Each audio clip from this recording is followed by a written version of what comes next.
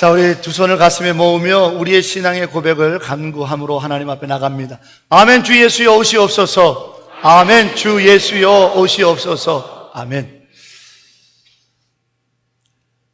오늘 공동의회가 있는 날이어서 작년 10월 달부터 하나님께서 주신 마음이 있어 설교를 작년 10월 달부터 사도행전 15장을 1월 셋째 주에 할 겁니다.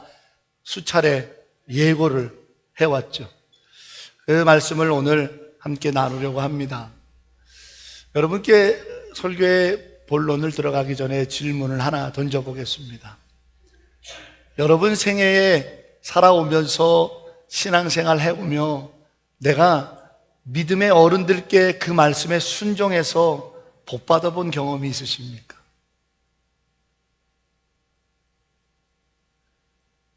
교회의 믿음의 어른들께, 영적 지도자에게 의뢰했다가 그분이 주신 말씀에 순종해서 복 받아본 경험이 혹시 있으십니까? 제가 군대를 제대하고 24살에 신학교를 복학하면서 그리고 교회를 섬기는 교회를 찾다 보니까 아는 전도사님, 그러니까 선배 전도사님이 교회를 소개해 주셨어요. 그래서 그 교회 한번 섬겨보세요. 그래서 그 교회에 이제 갔죠. 그때가 크리스마스 이브에 예배를 갔어요. 그래서 그날 보자 하셔서 갔습니다. 가서 이제 목사님을 만나서 이렇게 담임 목사님과 상담을 하고 면담을 하고 이력서도 드리고. 근데 사실 그 교회에서 청소년부 전도사를 찾는다 그래서 갔습니다. 그때만 해도 저는 청소년부에 대한 열정이 가득했었거든요. 청소년부 사역이 너무 좋았고, 청소년부 전도사를 찾는다 해서 나한테 맞겠다. 그래서 찾아갔습니다. 그런데 제 이력서를 보시고 저를 유심히 계속 그 목사님이 보시더니 지금은 뭐 다 은퇴하셨습니다만 이렇게 말씀하시는 거예요. 청년부를 맡으세요. 이러시는 거예요.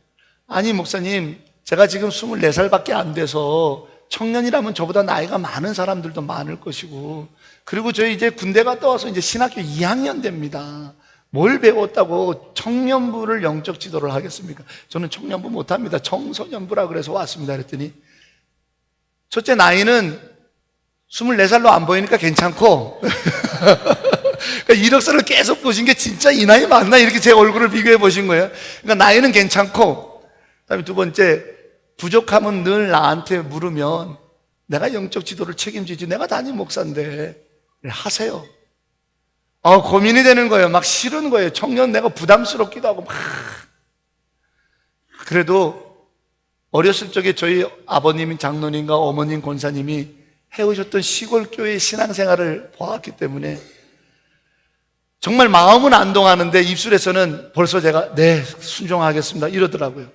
그러면 고민을 한참 하다가 이제 그 다음 1월 첫째 주부터 그 교회 가서 청년부 전도사를 하는 거예요. 24살 돼서. 그 청년부원 중에 한 자매를 만나서 지금 살고 있잖아요. 이만하면 복 받은 거 아닙니까? 네. 최고로 큰 복을 받은 거죠. 최고로 큰 복을. 정말 첫날부터 그녀밖에 안 보이더라고요. 네. 그래서 그 교회에서 1년 사역하고는 목사님, 제가 한 자매를 마음에 품게 돼가지고 더 이상 여기서 사역을 못할 것 같습니다. 그러고는 목사님이 그거는 진전사 말이 맞다고. 그래서 정중하게 사의를 표하고 다른 교회로 옮기면서 저희 아내랑 정식으로 교제를 하기 시작했고, 그리고 이제 결혼을 했죠. 지금 와서 생각해 보면 그때 나는 정말 청소년부 하고 싶은데 청소년부 제 고집을 피운 게 아니고, 그래 어머니 아버지께 결혼 승낙을 받으러 갔을 때 어머니 아버지께 그렇게 첫 마디를 던졌어요. 두 분이 가르쳐준 대로 했다가 만난 자매입니다. 그랬더니 어머니 아버지가 더 이상 묻지를 못하시는 거죠. 입을 닫아버린 거니까 제가. 그래서 제가 지금 이 설교를 10월 달부터 설교를 준비하면서 맞아, 나에게 그런 순종의 복이 있구나. 처음 뵙는 목사님이셨어요. 그래서 그분이 저희 결혼을 주례해 주시고 강원도 평창까지 오셔서 서울교회였는데 오셔서 주례를 해 주시고, 그래서 참 얼마나 그때의 그 순종, 그때 그 한마디, 네, 순종하겠습니다. 그 한마디. 근데 정말 지금 와서 자랑 아닌 자랑을 드리고 싶은 것은 시골교회에서 제 어머니 권사님과 아버지 장로님의 모습이 늘 그거였거든요. 그래서 저도 모르게 목사님의 말씀에 그냥 순종하겠습니다, 이 한마디 했다가 만약 그때 아니요 저는 청소년부 찾아야 하고 가버렸더라면 아내들을 만날 수도 없었는지 모르죠. 그 순종 하나가 저에게 인생을 바꾸는 큰 복이 되었음을 고백합니다. 여러분, 순종에는 당연히 희생이 따르죠. 내 것을 좀 양보해야 되고, 내 것을 좀 참아야 되고, 내 것을 좀 포기해야 되는 게 순종의 반대급부죠. 그게 없으면 순종이 불가능하지요. 물론 내게 요청되는 것이 내 마음에 딱 맞고 나한테 딱 이래서 할 수도 있어요. 그러나 그런 경우는 그리 많지 않다라는 것이 저의 목회 생활과 저의 신앙 생활의 저의 나름의 결론입니다. 여러분은 어떠신가요? 그래서 그때 제 마음속에 새겼던 게, 그래서 성도 여러분들께 가끔씩 제가 그런 말을 하죠. 도덕적으로나 윤리적으로 어긋남이 없고 우리네 전통에 크게 위배되지 않으며, 그 전통이라는 것은 신앙의 전통을 말하는 겁니다. 신앙의 전통. 우리 대한민국이 가지고 왔던 그런 전통이 아니고요, 교회의 신앙의 전통에 크게 위배되지 않으면, 이단적이지 않다면 일단은 내 뜻과 달라도 믿음의 영적 지도자들에게 순종해보자. 그것이 그때 제 마음속에 딱 각인되었던 제 신앙 모토였습니다. 그렇기 때문에 많이 희생해야 됐고 놔야 될 것들도 많이 있었죠. 여러분, 오늘 설교의 첫 시작은 리노 베르바르라고 하는 개구리 이야기였습니다. 이 개구리 종은 칠레의 늪지대에 사는데 알이 유실되고 또 부화에 실패하는 일이 없이 거의 100% 올챙이로 부화시키는 대로 유명한 개구리 개차라고 합니다. 그 이유가 뭐냐면 암컷이 알을 낳을 때부터 알이 흩어지지 않도록 끈적끈적한 우리가 먹는 젤리 비슷한 형태로 알들을 다 감싸서 낳으면 수컷이 그 알을 삼킨답니다. 근데 뱃속까지 삼키는 게 아니라 자기의 이 공기가 차서 소리 지르는 이 소리 주머니에다가 담는답니다. 그리고는 이 알들이 부화되기 전까지 이리노 베르바르는 이 수컷은 입을 열지 않는다는 거예요. 먹지도 않고 개굴개굴 울지도 않는답니다. 그리고는 이 알이 다 시간이 돼서 부화돼서 나올 때는 입을 하고 하품하듯이 벌리면 거품 같은 것들이 먼저 막 나오면서 그 사이로 이 개구리의 알들인 올챙이가 부화돼서 막 나온다는 거예요. 그래서 부화하는 확률이 굉장히 높은 개체라. 그래서 이 리노 메르바르라고 하는 이 개구리 암수컷 한 쌍이 어느 한 연못에 던져지면 금방 그 연못을 얘네들이 접수할 정도로 번식력이 강하다, 이렇게 알려졌다라고 글에 써 있길래 읽어보면서 탐복했어요. 이 연못을 가득 우리의 후손들로 채우려면 결국 누군가 희생해야 돼요. 먹는 것도 참아야 되고 소리 지르는 것도 참아야 해요. 그리고 나중에 보니까 그 올챙이들을 다 새끼들을 부화시켜 놓고는 이내 곧 수컷은 기진맥진해서 더 이상 생을 이어가지 못한다라고 결론지어 써 있네요. 이 개체에 대한 이야기를 읽으면서 그런 생각이 들었습니다. 예수님께서는 자기의 높고 높은 보좌도 다 버리시고 희생으로, 헌신으로 하나님 아버지의 뜻을 순종하여서 그의 생명으로 내어놓은 것이 교회고 믿는 우리들인데, 그 생명, 그 값진 희생의 순종으로 세워진 교회, 그 생명, 그 값진 희생의 순종으로 믿게 된 우리들은 주님의 몸된 교회를 위해 어떤 순종을 하고 있는가? 라는 질문이 들었습니다. 그 질문은 이렇게 바꿀 수 있겠죠. 어떤 희생을 감당하고 계십니까?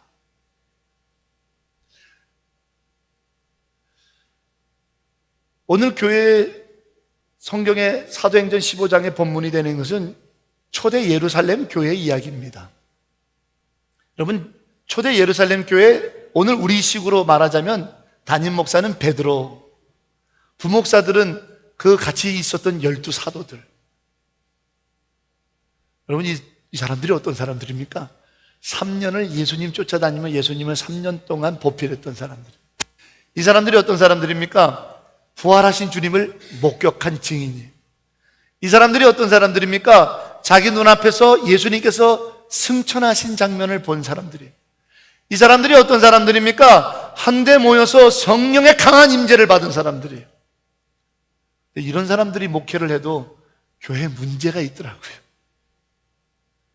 사도행전에 써져 있는 이 베드로가 그 12사도들이 힘을 합쳐 목회하고 있고, 부활을 본 사람들, 내가 예수님의 손자국에 난 못자국과 그의 허리에 난 창자국에 손을 넣기 전에는 안 믿어 했던 도마까지도 있었던 그런 사람들이 목회하던 교회도 결국 죄인들이 모여 있는 게 교회다 보니까 분란이 있더라고요.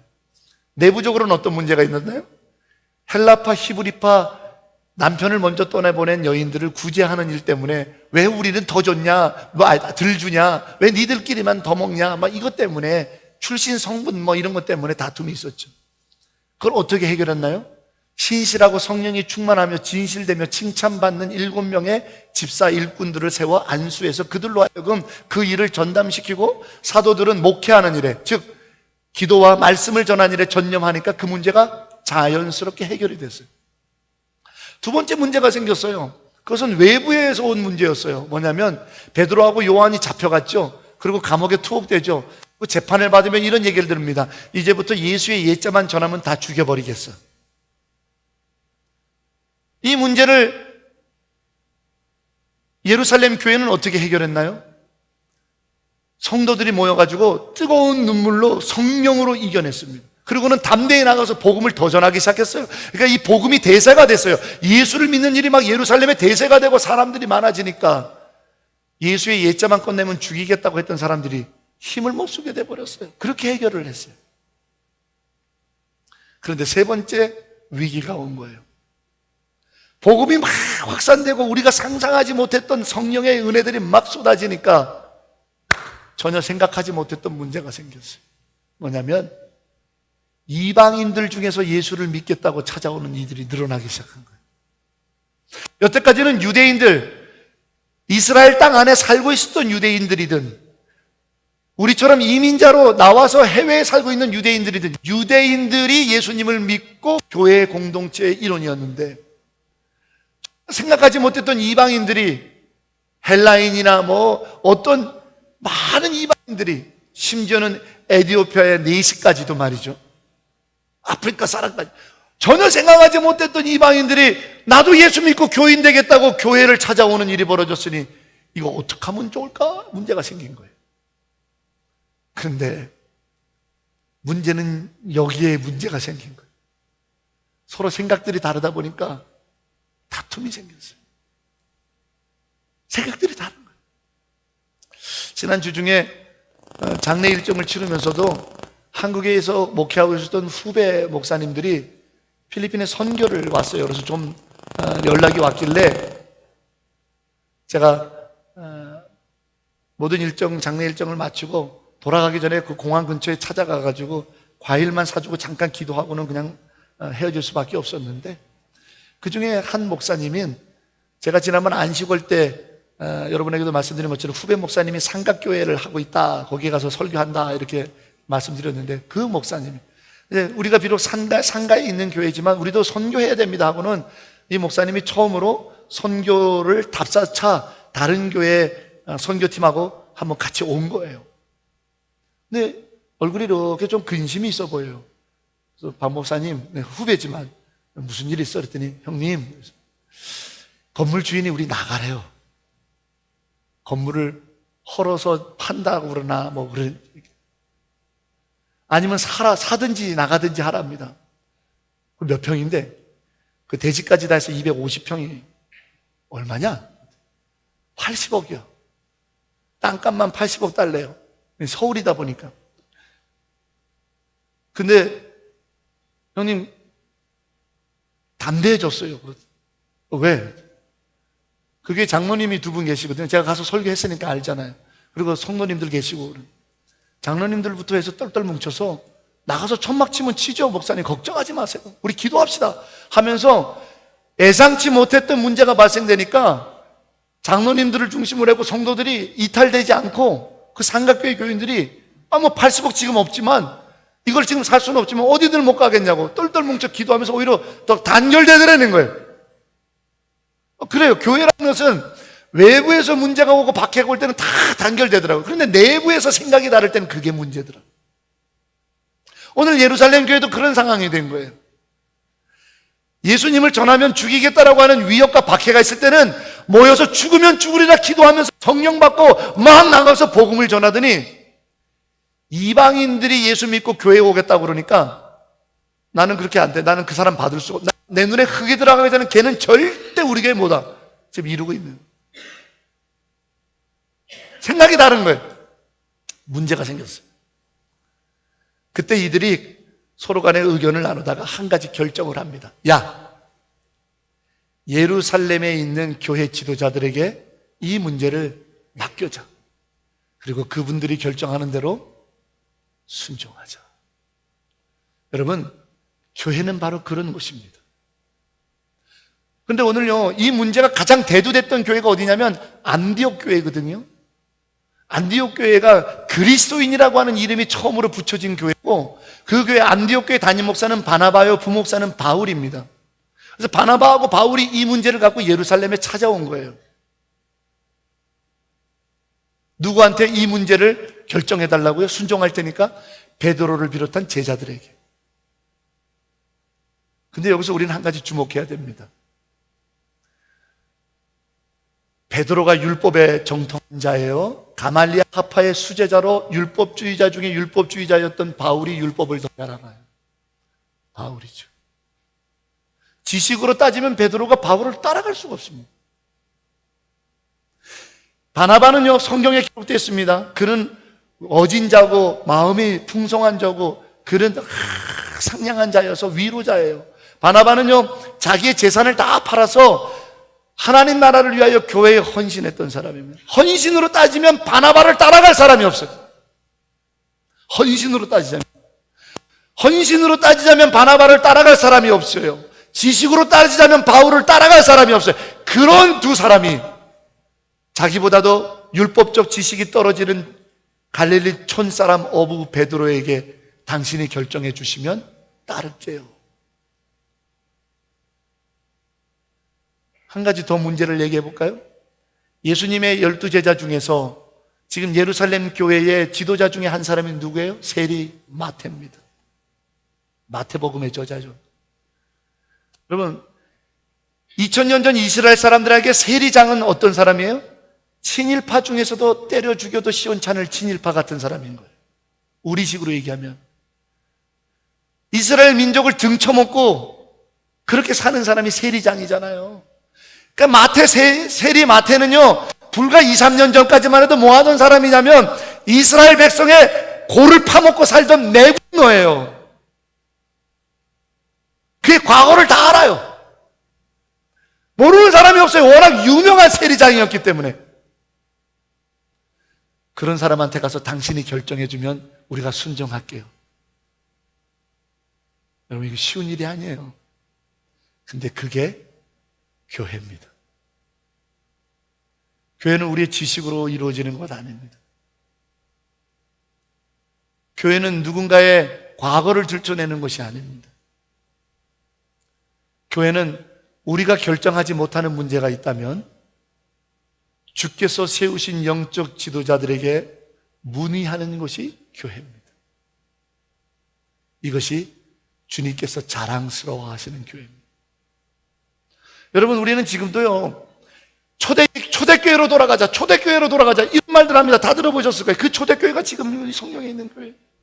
그런데 초대교회보다도 더 이전 교회로 돌아가자고 하면 구약의 교회 중에 교회, 가장 원형이 되는 교회, 사도행전 7장에 스데반이 그 교회에 말라 진실한 주님의 교회라고 고백했던 교회가 어느 교회예요? 광야교회입니다. 사도행전 7장에 스데반의 고백을 보세요. 광야교회를 말하죠. 광야교회는 모세와 함께 200만이나 되는 이스라엘 백성이 광야에서 출애굽해서 살던 40년의 세월을 말해요. 광야 교회는 어떻게 다스려졌나요? 모세 한 사람이 지도자였습니다. 아론과 같이. 혼자 다 송사를 판단할 수 없었어요. 그때 장인 이드로를 통해서 하나님께서 어떤 지혜를 주셨습니까? 50부장, 100부장, 1000부장을 만들게 했습니다. 그래서 서로 간에 문제가 있을 때, 교회 안에 문제가 있을 때 처음에는 50부장 찾아가요. 근데 50부장, 야, 이건 내가 내 믿음으로, 내 지식으로, 내 지혜로는 내가 이거 감당 못하겠다. 우리 100부장에게 가자. 100부장에게 가는 거예요. 100부장도, 야, 이거는 내 영적 파워로는 이건 난 잘 모르겠어. 우리 1000부장에게 가자. 1000부장에게 가는 거예요. 1000부장도, 야, 이건 내가 감당 어려울 것 같아. 우리 모세에게 결정을 내리자. 모세가 결정하면 다 순종했던 교회가 광야교회입니다. 우리 말은 초대교회로 가자 그러고, 우리는 말은 광야의 교회처럼 살자고 하면서, 나보다 학력이 떨어지고도, 나보다 재정적인 상황이 열악해도, 나보다 직장이 변변치 않아도, 심지어는 내 직장에서 내 부하 직원이라도, 혹은 그분이 지금 처지가 어떻더라도, 그가 하나님이 세우신 영적 지도자라면 이 문제를 좀 결정해 주시겠어요? 내가 따르겠습니다. 이것이 주님이 자랑스러워 하시는 교회입니다. 윤리적으로나 도덕적으로나 이단적이지 않고, 그리고 영적 지도자라고 하는 사람들이 자기의 사리사욕을 채우는 결정이 아니라면 순종하는 게 교회란 말이에요. 오늘 우리는 공동의회를 합니다. 그리고 분기마다 재직회를 하고요. 여러분은 재직회를 참석할 때마다 어떤 자세로 나오십니까? 여러분들은 공동의회 참여할 때마다 뭐 있어도 되고 가도 되는 그런 것으로 생각하십니까? 오늘 사도행전 15장에 기록되어져 있었던 이 영적 판단을 위해서 모였던 기록되어진 최초의 교회의 공적 회의, 이것이 예루살렘 종교회의라고 신학적으로 부르고 있는 장면이거든요. 이 교회에서, 이 회의에서의 결정이 교회의 확산과 복음의 열방을 향한 문을 열었던 위대한 결정이었고, 주님은 이 결정을 전폭적으로 축복하셨던 것을 보게 됩니다. 이 결정의 모임에 전통을 이어받는 우리 마닐라 한인연합회 공동의회가 되기를 원합니다. 이 예루살렘 교회의 전통을 이어받는, 사도행전 15장의 전통을 이어받는 다른 전통 말하지 마십시오. 교회는 다른 전통은 있을 수 없습니다. 그러나 사도행전 15장에 기록되어져 있는 이 순종의 전통을 따르는 재직회가 되기를 원합니다. 재직회가 2주 전에 공고가 되면, 공동회의가 3주 전에 공고가 되면 금식 기도도 좀 하면서, 주님, 우리 교회가 오늘 결정할 내용들이 영적 질서에 따라 순종할 수 있는 결정이 되게 하소서. 예루살렘 교회의 이 사도행전 15장의 전통을 따르는 교회가 되기를 원하나니, 마음껏 영적 지도자들에게 맡길 수 있게 하시고, 영적 지도자들은 윤리적으로나 도덕적으로나 또는 이단적에 물들지 않고 자기의 사욕에 따라 판단하지 않고 오직 하나님 앞에서 부끄러움 없는 결정을 하여 복음의 열방을 향한 문들을 여는 하나님의 영광의 역사가 있는 우리 마닐라 한인연합교회 공동의회가 되게 하시고, 마닐라 한인연합교회의 당회가 되게 하시고, 마닐라 한인연합교회 재직회가 되기를 원합니다. 이 기도가 없이 어찌 우리가 모일 수 있겠단 말입니까?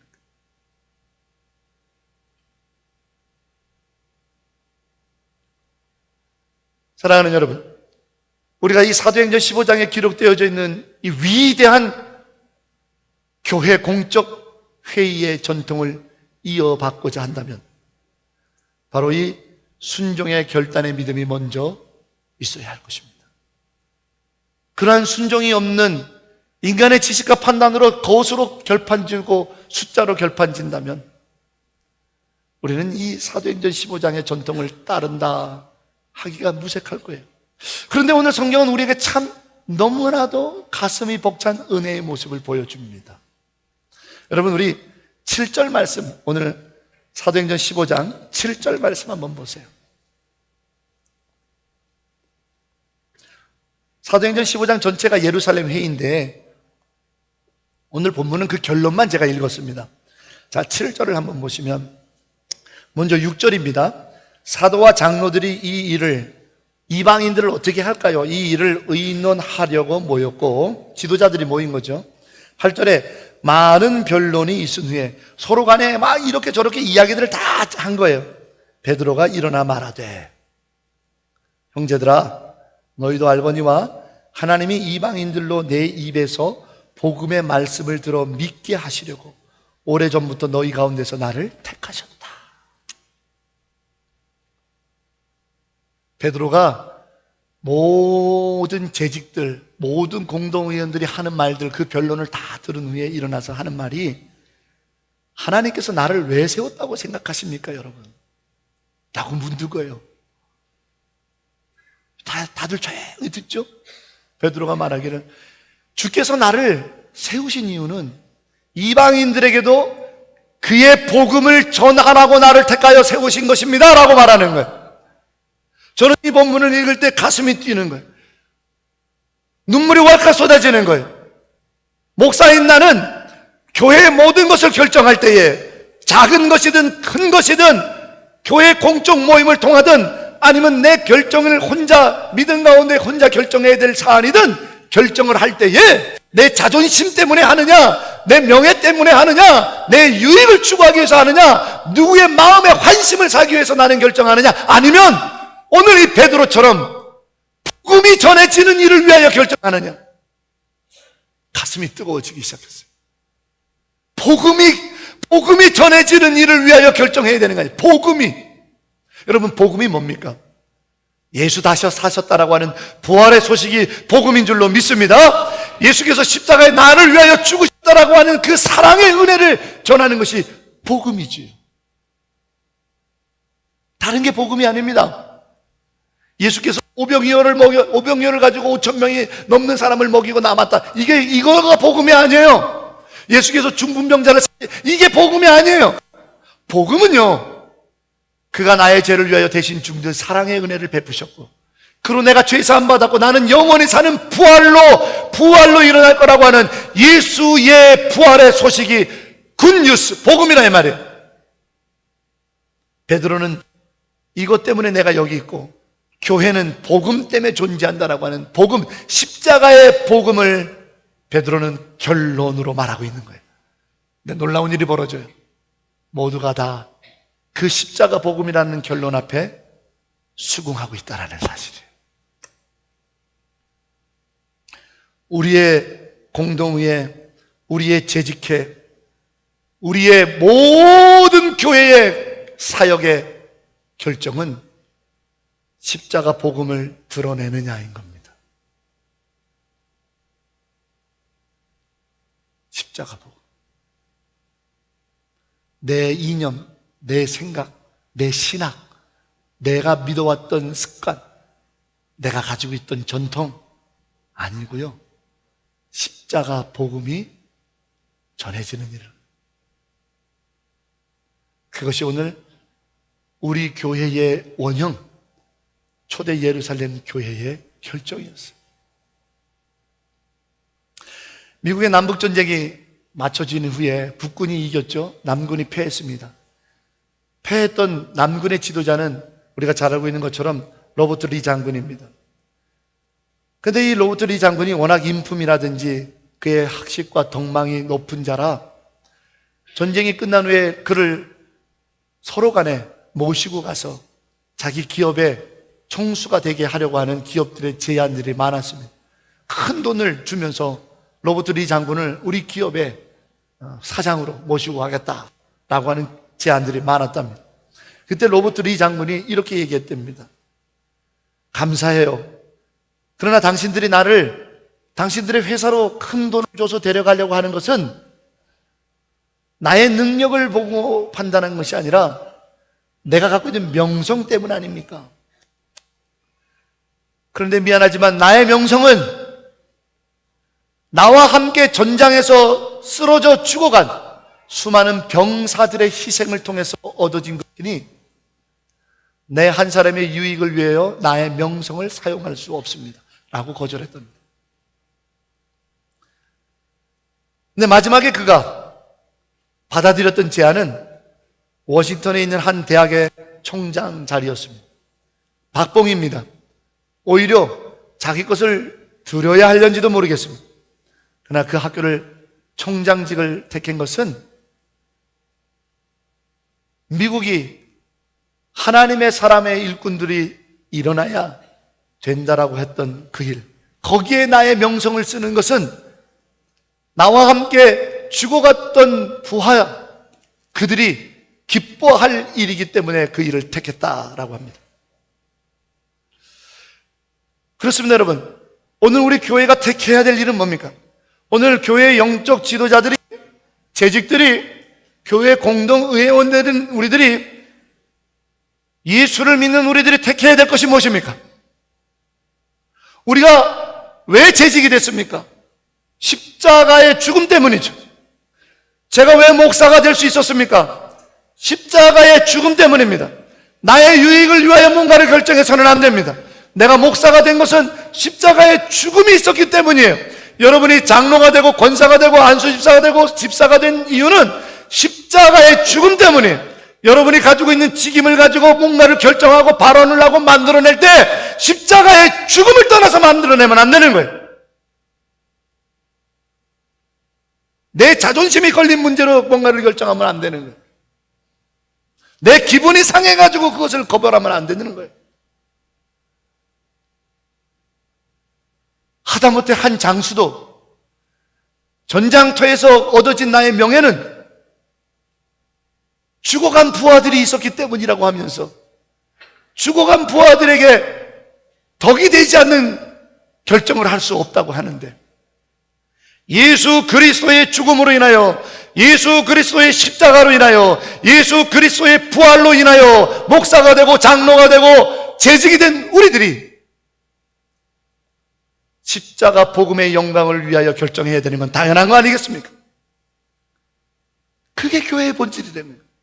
오늘 베드로는 그 얘기를 하는 거예요. 그랬더니 서로 변론하고 이방인을 받을 때 뭐 할례를 받아야 되는 등, 그래야 뭐 그게 증표가 있고 막 이러던 소리들이 잠잠해지고 있는 것을 봅니다. 수긍하는 거죠. 받아들이는 겁니다. 우리가 교회된 이유는 십자가 복음 때문이에요. 우리가 교회의 일꾼이 된 것이 십자가 복음 때문이라는. 십자가는 뭐예요? 용서와 화해 아닙니까? 용서와 화해. 용서와 화해.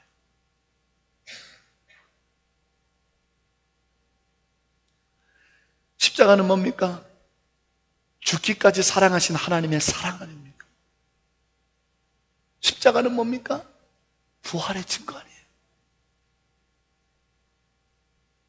이 영광스러운 복음을 드러내는 결정을 해야 하지 않겠습니까? 그러니 기도 없이는 안 되는 거예요. 준비 기도 없이 우리가 어떻게 의회를 모입니까?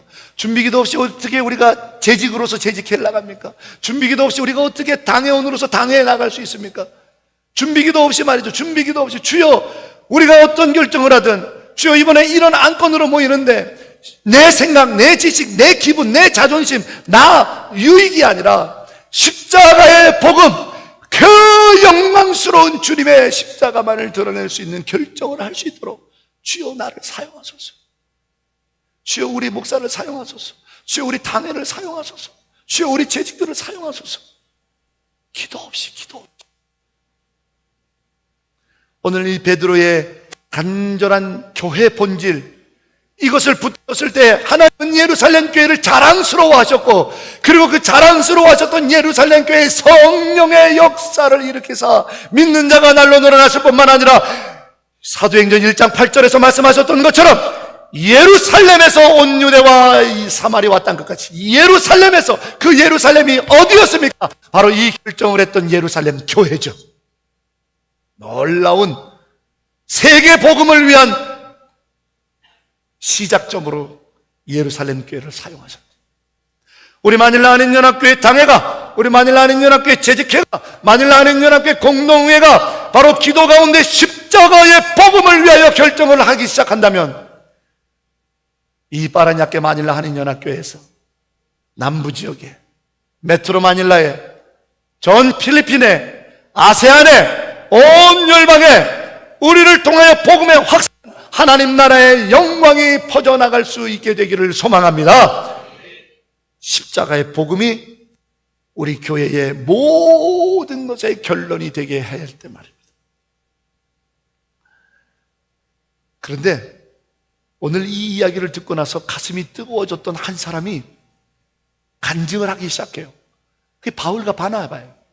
맞습니다. 우리 전도 여행을 하고 돌아다녔더니 이방인들에게 이런 증거들이 나타납니다. 막 간증을. 그 간증을 듣더니 예루살렘 교회 사도 중에 한 사람이 가슴이 뜨거워졌어요. 우리 한번 볼까요? 자, 15장 12절입니다.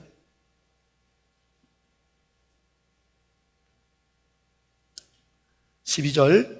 온 무리가 가만히 있어 바나바와 바울이 하나님께서 자기들로 말미암아 이방인 중에서 행하신 표적과 기사에 관하여 말하는 걸 듣더니, 간증하는 거죠. 복음이 결론이 되어야 된다라고 하는 베드로의 말에 다른 사람들은 다 잠잠하니까 가슴이 뜨거워졌던 바울과 바나바가 맞습니다, 이방인들에게 이런 표적과 기사가 일어납니다라고 말하니까 그 간증을 듣던 한 사람이 더 가슴이 뜨거워졌어. 13절. 바울과 바나바가 간증을 마침에 야고보가 대답하여 이르되, 형제들아 내 말 좀 들어보시오. 아모스 선지자가 말했던 아모스 9장에 있는 말씀을 야고보가 말하는 거예요. 그날에 주의 성전이 재건되리고 재건된 주의 성전에 이방인들도 찾아오리라 라는 말씀이 아모스 선지자의 예언의 말씀에 있는 거예요. 내가 기억이 났소이다. 기억이 났소이다. 그러니 하나님의 말씀에도 이미, 선지자의 글에도 이미 이방인들이 주의 성전에 찾아올 거라고 기록되어 있으니 저들을 우리가 어찌 막을 수 있느냐? 성경 말씀이 근거가 아니냐? 이방인들을 교인들로 받아들입시다. 저는 이 사도행전 15장을 읽을 때 눈물이 왈칵 나면서 가슴이 뜨거워지며 주님께 이렇게 기도했습니다. 주님, 십자가 복음이 결론이 되고 성경 말씀이 그 근거가 되어지는 그런 회의를 하고 그런 사역을 하고 그런 만남을 하고 그런 대화를 하는 교회가 이 시대에 있습니까?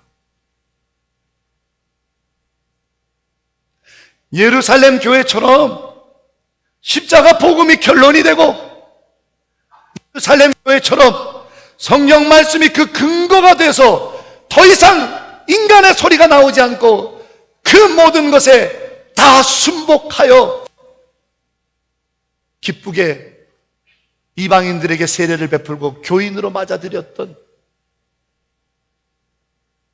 그 교회가 이 땅에 있습니까? 우리 교회이기를 원합니다. 주님, 우리 교회이기를 원합니다. 주님, 우리 교회이기를 원합니다.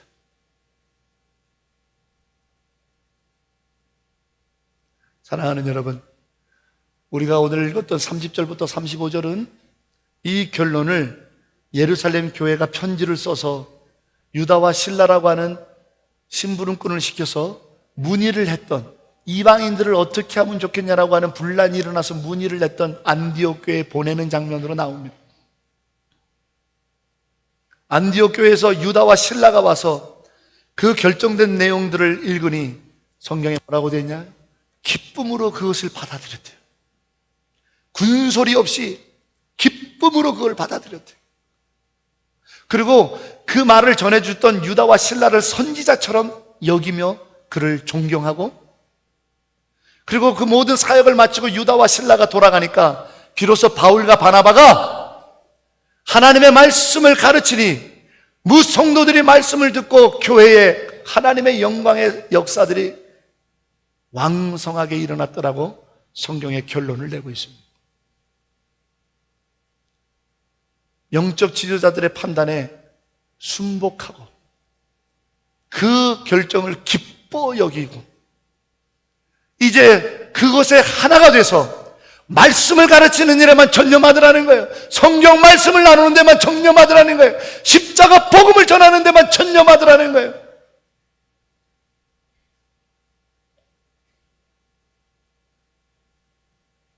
제가 만났던 많은 미팅들과 회의들은 나는 반대했으니까 나는 참여 안 해 라고 하는 분위기들이 대부분이었어요.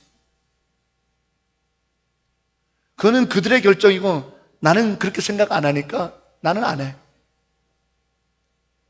잘 되나 보자.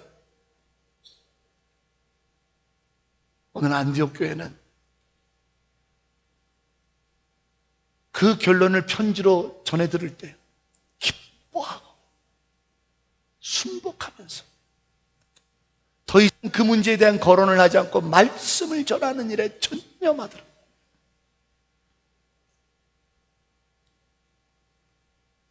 사랑하는 여러분, 우리 교회는 사도행전 15장에 이 첫 공교회의 회의석상의 전통을 이어받는 공동의회 맞습니까? 마닐라 한인연합교회 당회와 재직회는 사도행전 15장에 기록되어져 있는 이 위대한 결정을 했던 순종하는 회의의 전통을 이어받은 재직회와 당회 맞습니까? 여러분에게 질문하고 싶습니다. 미국에 있는 한인 이민교회에서 실제로 있었던 일입니다. 예배당 건축 잘 해놓고 마지막에 이 예배당의 카페트를 무슨 색깔로 까냐에 따라서 블루파, 레드파로 갈라져서 교회가 쪼개졌습니다.